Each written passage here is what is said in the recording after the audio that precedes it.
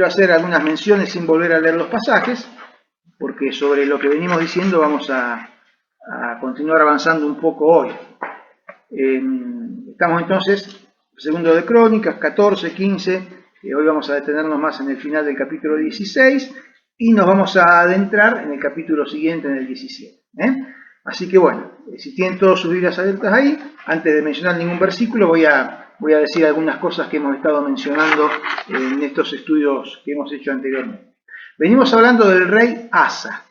El rey Asa, allí rey de Judá, rey sobre Jerusalén, descendiente del rey David, pero que esa descendencia, con el transcurrir de las generaciones, fue alejándose de los caminos del rey David, alejándose de los caminos de Dios, y ya eso lo vimos en la última etapa de la vida de Salomón, lo vimos totalmente en la vida de Roboam, también en la vida de Abías o Abián, y bueno, vemos cómo ese molde que se había generado se rompe en la vida de Asa, porque Asa, que le tocó asumir el reinado, el trono allí en Jerusalén a la muerte de su padre, en su juventud decidió buscar a Dios. Ese fue lo que destacamos de la vida de Asa, porque él decidió buscar a Dios, cosa que sus antecesores y sus contemporáneos no estaban haciendo. Entonces, esa es la palabra clave, buscar a Dios. Pero él decidió, en esa búsqueda de Dios, actuar de manera consecuente con esa decisión.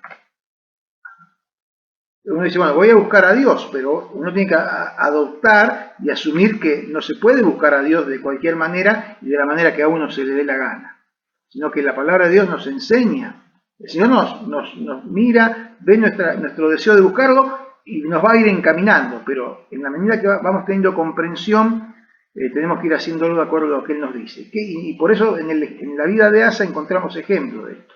Entonces yo digo, él decidió buscar a Dios y actuar de manera consecuente con ese deseo, con esa decisión. ¿Qué incluyó eso de actuar de manera consecuente? Bueno, repasemos, acuérdense. Incluyó identificar todo aquello que lo ensuciaba y contaminaba en relación con lo que Dios manda.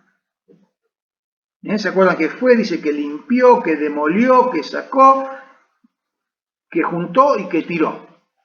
Entonces, todo eso que uno detecta que ensucia, que contamina su vida en relación con lo que Dios quiere, hay que limpiarlo y sacarlo. Usamos una figura gráfica, hay que agarrar la pala y la escoba y empezar a usarla en nuestras vidas. Él así lo hizo. Y después reconstruyó el altar y el culto a Dios. Y así pudo dedicarse a hacer lo bueno y lo recto ante los ojos de Dios, como dice ahí en el versículo, en el 14:2. Hizo Asa lo bueno y lo recto ante los ojos de Jehová su Dios.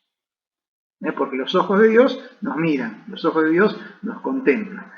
Y no solo lo hizo él, sino que instó a todo su pueblo a hacerlo también. Eso es lo que estuvimos leyendo en el capítulo 14. Asumo que quienes estamos aquí deseamos buscar a Dios, porque de alguna manera es algo que tenemos en común y por eso nos encontramos en nuestras reuniones. Todos los que estamos aquí deseamos buscar a Dios. Entonces me pregunto si cada uno de nosotros está actuando de manera consecuente, de manera lógica y razonable con esa decisión que tenemos de buscar a Dios. ¿Estás buscando a Dios? ¿Querés buscar a Dios? ¿Qué aprendimos que tenemos que hacer? ¿Identificaste aquello que hay en tu vida y que la ensucia y la contamina a los ojos de Dios? Porque tenemos que tomarnos ese trabajo. El Espíritu Santo ahí nos muestra, nos da conciencia de esas cosas, pero nosotros tenemos que asumirlas, identificar aquello que hay en tu vida que la ensucia y la contamina a los ojos de Dios. Y una vez que la encontramos, ¿qué tenemos que hacer? Agarrar la pala y la escoba.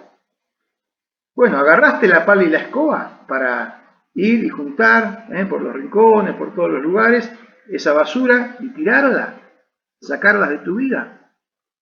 Bueno, son pasos necesarios.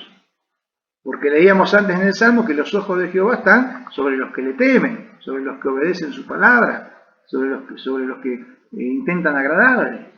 Bueno, y te pregunto, siguiendo el ejemplo de Asa, ¿cómo está el altar de tu relación con Dios? ¿Se acuerdan que un poquito el tema del altar fue el que sirvió de puntapié para esto, ya cuando empezó Esteban hace algunas semanas atrás hablando del altar, ¿no? ¿Cómo está el altar de tu relación con Dios? ¿Está medio deteriorado como el altar ese que encontró Asa, que tuvo que arreglar, que tuvo que reconstruir? O ya está, o tu altar está arreglado, está dispuesto, está vital para tu relación con el Señor. Son todas preguntas que les pido, hermano, que cada uno vaya reflexionando, ¿no? En la medida que las vamos haciendo. ¿Cómo está tu altar? ¿Y cómo está tu relación con los que forman el pueblo de Dios? Porque Asa se dio cuenta que él solo hiciera todo esto no servía de mucho. Él necesitaba que todo eso fuera compartido por su pueblo. Entonces, ¿cómo está tu relación con los que forman el pueblo de Dios? Es justamente lo que estamos reflexionando en estos días en Una Vida con Propósito, ¿no? ¿Asumiste la importancia y la necesidad de compartir el aprendizaje, el andar, el servir al Señor con ellos, con los que forman el pueblo de Dios? La importancia y la necesidad, dije, ¿no? Bueno, como resultado de esa búsqueda sincera de parte de Asa y de su pueblo, ¿qué hizo Dios? Bueno, lo hemos leído. Dice que Dios los aceptó, ellos lo buscaron y Él se manifestó a ellos, se encontraron, le dijo acá estoy, los bendijo, les permitió prosperar y les dio paz. ¿Se acuerdan que todo eso vimos que es lo que Dios obró en ellos? Los aceptó, los bendijo, les dio prosperidad, les permitió prosperar y les dio paz. ¿Qué más hizo Dios? Cuando aparecieron los enemigos, los guió en la batalla y les dio la victoria. ¿Se acuerdan de los etíopes? Ese ejército tan grande. ¿Y qué más sucedió con ellos? Leímos ahí al final en el capítulo 15, por ahí por la mitad. Dice que muchos de alrededor vieron ese testimonio de cómo ellos vivían y cómo Dios obraba en sus vidas. ¿Y qué hicieron muchos de alrededor? Se unieron a ellos. Se unieron a ellos. Eso es lo que Dios obró en la vida de Asa y de su pueblo en este tiempo en que estaba buscando a Dios. Así, de esta manera, transcurrieron muchos años de la vida de Asa y de su reinado. Pero también vimos que en algún momento de esos muchos años, el rey se relajó en su vida espiritual. Podríamos decir que se durmieron los laureles. ¿Se acuerdan que dijimos pasaron como 20 años desde esa última mención que dice que se habían comprometido a buscar a Dios de todo corazón hasta que llegamos al capítulo 16? 20 años pasaron. 20 años de vida, 20 años de andar día tras día. Nosotros pasamos de un capítulo a otro, de un versículo a otro y nos parece que es un momento. No, 20 años pasaron. Y por algún motivo el rey se relajó en su vida espiritual. Como dije antes, se durmieron los laureles. Estaba todo tan bien, todo tan bien. Y en esta parte también es de ejemplo para nosotros y de advertencia aún. Me acordaba del pasaje de 1 Corintios capítulo 10, versículos 11 y 12. Si son rápidos con la Biblia, búsquenlo. Si no, escuchen, porque lo leo, es cortito y lo leo. 1 Corintios 10, versículos 11 y 12. Dice, estas cosas, y habla de las cosas que relata la Biblia en el Antiguo Testamento, ahí hace específicamente a la experiencia del pueblo de Israel en el desierto, pero en realidad se refiere a todo. Estas cosas les acontecieron a ellos, a las historias que estamos leyendo en la Biblia, les acontecieron como ejemplo. ¿Como ejemplo para qué? Están escritas para amonestarnos a nosotros, a quienes han alcanzado los fines de los siglos. Así que el que piensa estar firme, mire que no caiga. Me acordé de este pasaje cuando reflexionaba en la vida de Asa. Porque Asa estaba tan bien, estaba tan firme, ¿y qué pasó en el medio? No sabemos específicamente cómo, pero seguramente no fue algo abrupto, algo que de un día para otro Asa se levantó y cambió, sino más bien algo que sucedió de a poco, con el tiempo, ¿no? ¿Vieron que decimos, y con el tiempo? ¿Qué pasó con el tiempo en la vida de Asa? Bueno, con el tiempo, la pala y la escoba quedaron guardadas, quedaron olvidadas en algún rincón, o en el fondo del galponcito o del lavadero, donde ustedes guarden la pala y la escoba. Bueno, con el tiempo quedaron guardadas, dejó de usarlas. Con el tiempo, el altar, que había quedado tan lindo, fue desatendido y fue poniéndose medio feo y desvencijado. Con el tiempo, ¿vieron? No fue algo de golpe. Con el tiempo, ese culto que él había reavivado, el culto se volvió simplemente un ritual externo y cada vez menos importante. Iba para cumplir. Si no iba, no le afectaba mucho, era lo mismo. Con el tiempo. Con el tiempo aparecieron otras cosas que distrajeron su mirada de las cosas de arriba, como comparamos el jueves pasado allí con Colosenses capítulo 3. Él que estaba acostumbrado a buscar a Dios y mirar para arriba, bueno, empezó a distraer su mirada y dejó de mirar hacia arriba, de mirar a Dios. Con el tiempo, dice el capítulo 16, versículo 12, al final, con el tiempo dejó de buscar a Dios. ¿Se dan cuenta? Fue de a poco. No fue algo que sucedió de golpe y porrazo y con una mañana se levantó y dijo, ya, esto me tiene todo podrido. No. Con el tiempo dejó de buscar a Dios. Dice, en el año 39 de su reinado, Asa enfermó gravemente de los pies. Y en su enfermedad no buscó a Jehová, sino a los médicos. Estaba leyendo un comentario respecto de que se enfermó de los pies. ¿Vieron cuando dice en el versículo, en el 10, que lo agarró al vidente, al profeta Anani, y lo echó en la cárcel? Esa palabra, cuando dice la cárcel, literalmente es la casa de los cepos. O sea, la cárcel era el lugar donde lo ponían con cepos. No era que estaban ahí sentados en un banquito o en el piso. Estaban con cepos. Entonces la ponían a la persona con cepos en las manos o con el cepo en los pies, donde quedaba sin posibilidad de moverse, ¿no? Entonces, bueno, algunos especulan que esto de que enfermó de los pies fue en cierta manera un poco en respuesta en comparación a lo que él hizo con el vidente que Dios le había mandado, ¿no? Que le puso los cepos en los pies y él enfermó de los pies. Bueno, pero eso lo menciono simplemente como comentario. Él dice que no buscó a Jehová, sino buscó a los médicos en medio de su enfermedad, en los pies. Buscar, acá, no significa literalmente ir, sino más bien significa confiar. ¿No es cierto? Porque no está mal ir a los médicos cuando uno está enfermo, obviamente, pero necesita ir en confianza y en dependencia de Dios, no en confianza y dependencia de los médicos. Y así en cualquier otra situación de la vida que implique necesitar la ayuda de otros. Lo hacemos, si necesitamos la ayuda de otros, la hacemos, la buscamos, pero siempre buscando la guía y la ayuda principal que viene del Señor, que es en quien definitivamente confiamos. ¿No es cierto? Es nuestra experiencia así, ¿verdad? Bueno, no quería dejar de mencionarlo. Entonces, te pido, hermano, hermana, que prestes atención a esas señales si las adviertes en tu vida. ¿Cuáles son las señales? Estas que dije que con el tiempo iban pasando. Si la pala y la escoba quedan guardadas y ya no la usás. Si el altar de la relación con el Señor empieza a desvencijarse.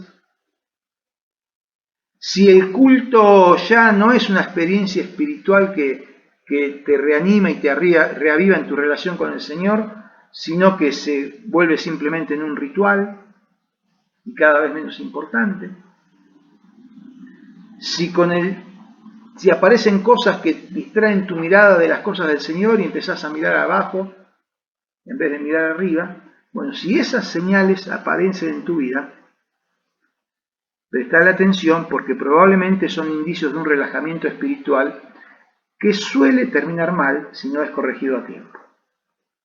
Yo calculo que entre nosotros habrá alguno que ha pasado por esta experiencia. De, con el tiempo, relajarse en su relación con Dios hasta que terminó más lejos de lo que hubiera deseado. Y precisamente Asa no lo corrigió a tiempo y terminó mal. Pero antes de llegar a eso que terminó mal, Dios aún tuvo la misericordia de un llamado de atención especial para con él. Para llamarlo a Asa y decirle, Asa, me tenés que buscar. ¿Cuál fue el detalle especial que tuvo Dios para con Asa para llamarle la atención? A ver, ¿quién me dice?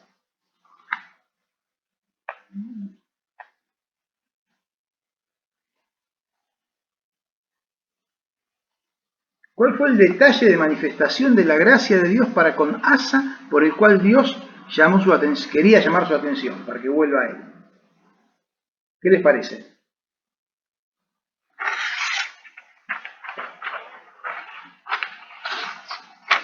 ¿Quién me responde? ¿Envió el vidente? Me dicen por acá. No.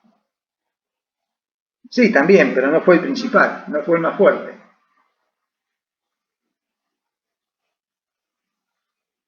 ¿Cuál fue el detalle de gracia que Dios tuvo para con Asa? ¿Lo de la guerra? No, tampoco. La enfermedad misma. La enfermedad, hermanos, la enfermedad. Dios le mandó una enfermedad en los pies, permitió que la tuviera, para que Asa pudiera reaccionar y buscarlo a Dios. Era una enfermedad grave, dice, que le molestaba, que le hacía mal. Y hermanos, con esto quiero decir que a veces nosotros nos pasan algunas cosas y no tenemos la perspectiva espiritual de eso. A veces nos pasan cosas por las cuales Dios nos quiere sacudir. Y Dios nos dice, estás yendo por el mal camino, esta es una posibilidad de que vuelvas, de que reacciones y me busques. Y Asa no lo hizo. Su corazón se había endurecido. Quiero decir con esto, hermanos, que algunas veces ocurren cosas en nuestras vidas que catalogamos como desgracias y humanamente hablando son desgracias. Pero a veces son en realidad llamados de Dios para volvernos a Él. De modo tal que si lo hacemos, si nos volvemos a Él, Dios con seguridad transformará esa desgracia, entre comillas, la transformará para bien. Lo creemos, hermanos, y lo hemos visto, y Dios lo hace. Entonces, tenemos que tener la perspectiva espiritual de las cosas que nos suceden. ¿Y cómo logramos esa perspectiva espiritual? Y bueno, hermanos, estando afilados espiritualmente. ¿Y cómo estamos afilados espiritualmente? Bueno, haciendo lo que estamos haciendo nosotros ahora y algunas cosas más, ¿no? Entonces, hermanos, Dios hasta tuvo ese llamado de atención especial para con Asa, quien no respondió. El corazón de Asa se había endurecido. Y déjeme decir algo más, que quiero sacar de enseñanza de Asa. Su corazón se había endurecido, pero no es que él se volvió un idólatra, un impío, un pecador empedernido. No, no, no. Él se alejó de Dios, dejó de buscarlo. Y a veces cuando alguien se aleja de Dios, se conforma y se engaña a sí mismo pensando que, bueno, no está tan mal, no estoy tan mal, no estoy haciendo tan mal las cosas. Pero como perdemos esa perspectiva espiritual que nos da el estar afilados por nuestra relación con Dios que está correcta, nos parece que no está tan mal y en realidad lo que no está es para nada bien. Entonces se dan cuenta, él no se volvió un pecador, como dije antes, un impío, un idólatra. No, pero estaba viviendo alejado de Dios. Y a veces alguno llega a esa situación y termina autojustificándose y anestesiando su conciencia.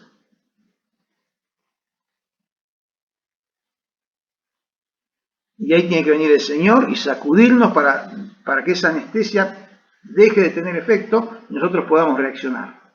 Entonces, hermanos, no nos autojustifiquemos, no anestesiemos nuestra conciencia, mantengamos afilada nuestra vida espiritual, nuestra relación con el Señor.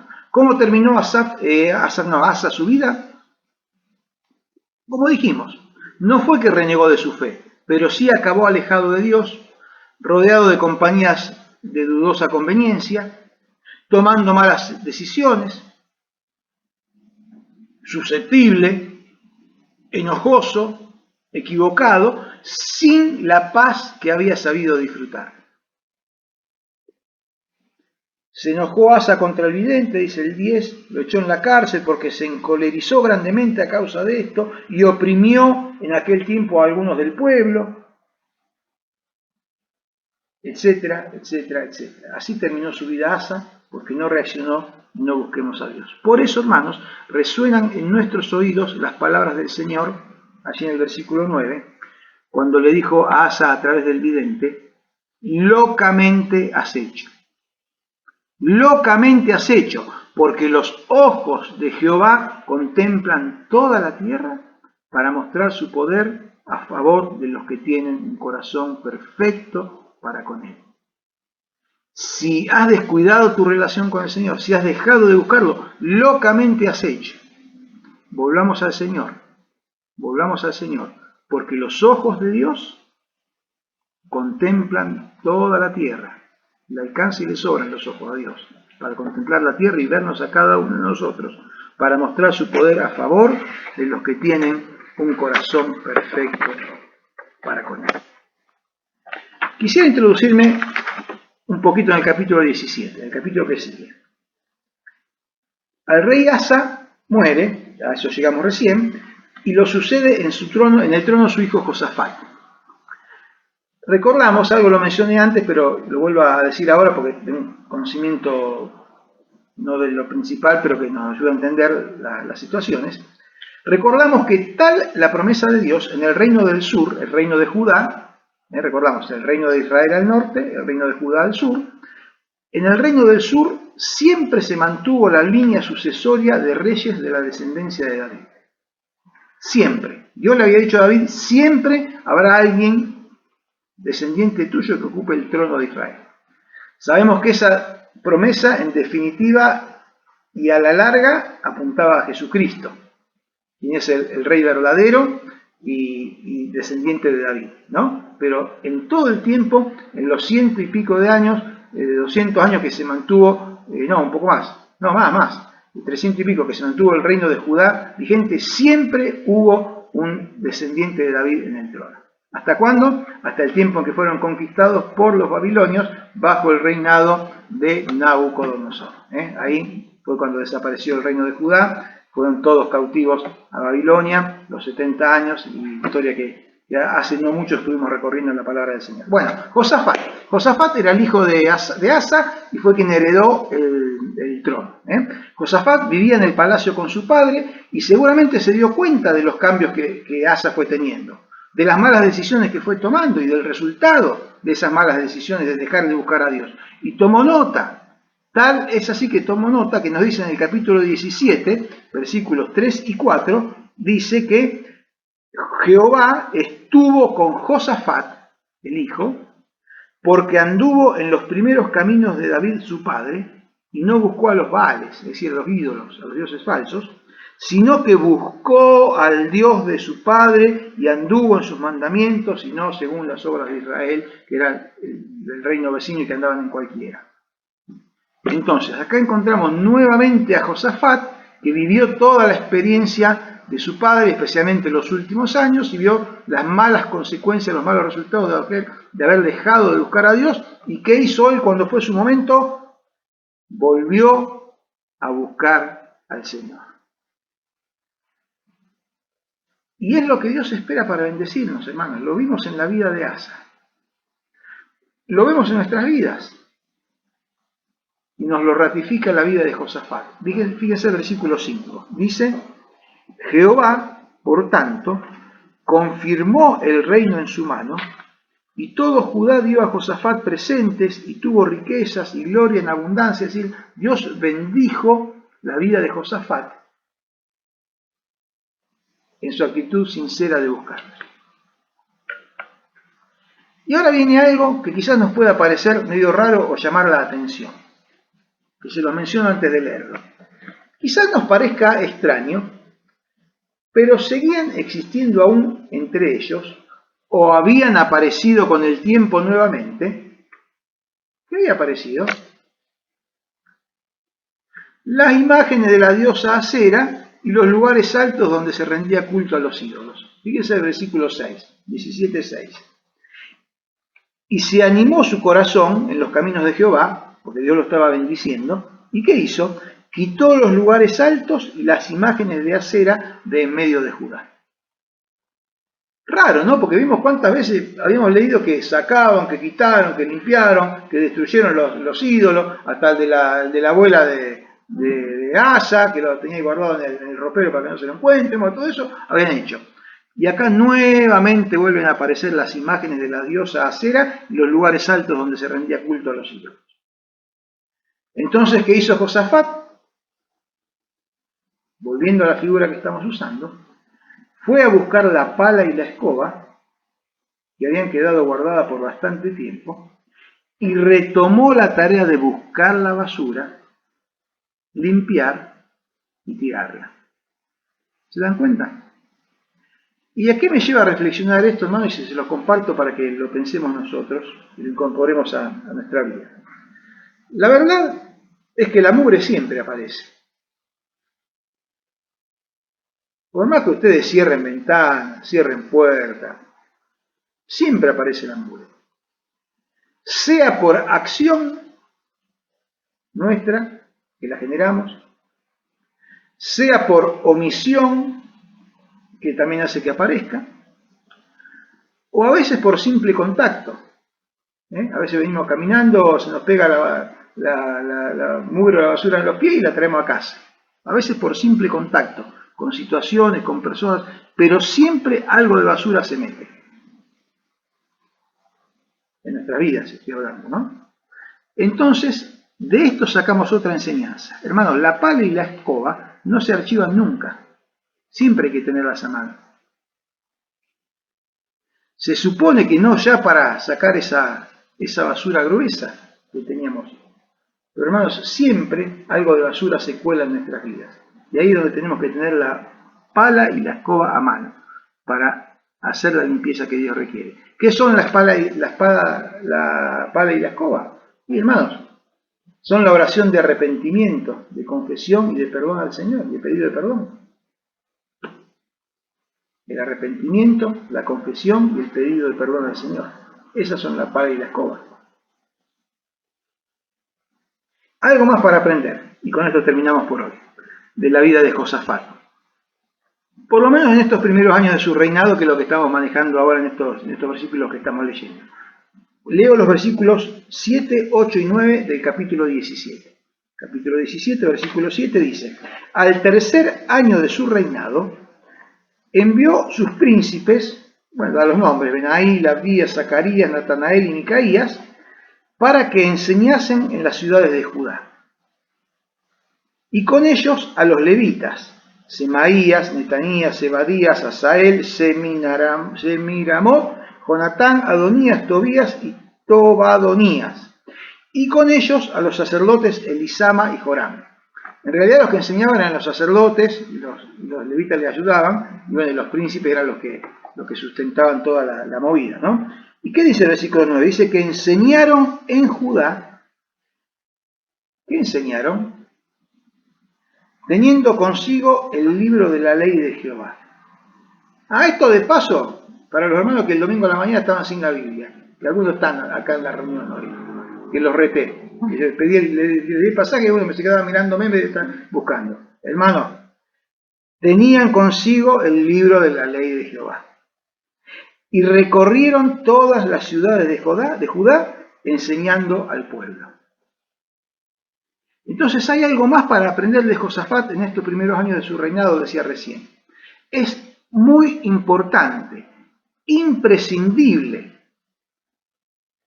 para empezar a hablar con Dios, para meternos en el tema, buscarlo, como veníamos hablando antes, y con todas esas condiciones que mencionamos.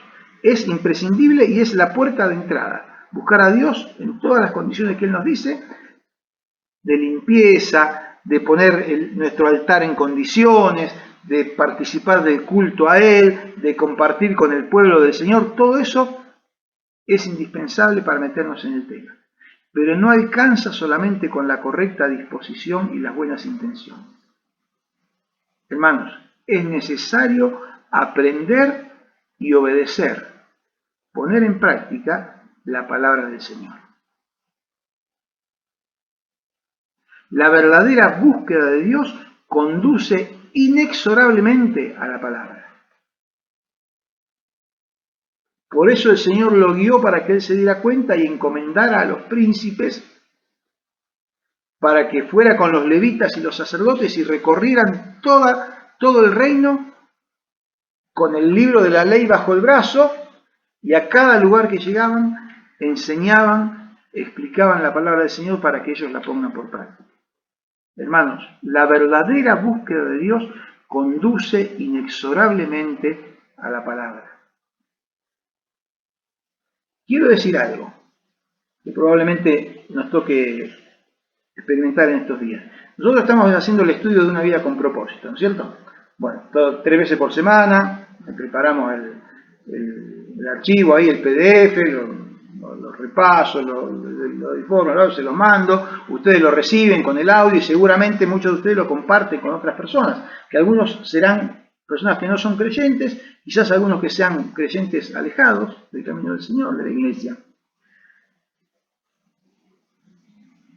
Gente que seguramente lo que le empezamos a mandar al principio les gusta, porque vieron eso de que somos valiosos para Dios, de que Dios nos ama, de que Dios tiene un propósito para nuestras vidas, que Dios quiere conducirnos a lo mejor. Y probablemente cuando hasta ustedes hayan recibido comentarios, qué lindo esto que me mandaba, qué bueno que está. Pero ¿qué pasa? Estoy seguro que debe estar pasando y va a pasar. Que probablemente cuando empiezan a aparecer las exigencias y las condiciones de Dios, unos cuantos que al principio decían que bueno esto, no, realmente, como me está hablando Dios en esto, unos cuantos probablemente empezarán a relativizar la importancia que le habían dado al comienzo. ¿Por qué, hermanos? Porque no todos tienen una búsqueda sincera y coherente de Dios. Porque la búsqueda sincera y coherente inexorablemente conduce a la palabra, a conocerla, a obedecerla, a ponerla en práctica. Entonces, ese debe ser nuestro deseo, esa debe ser nuestra intención, esa debe ser nuestra búsqueda, hermanos. Vayamos a la palabra, conozcámosla, pongámosla por práctica. Que sea una necesidad natural en nosotros el que pueda poder vivirlo de esa manera.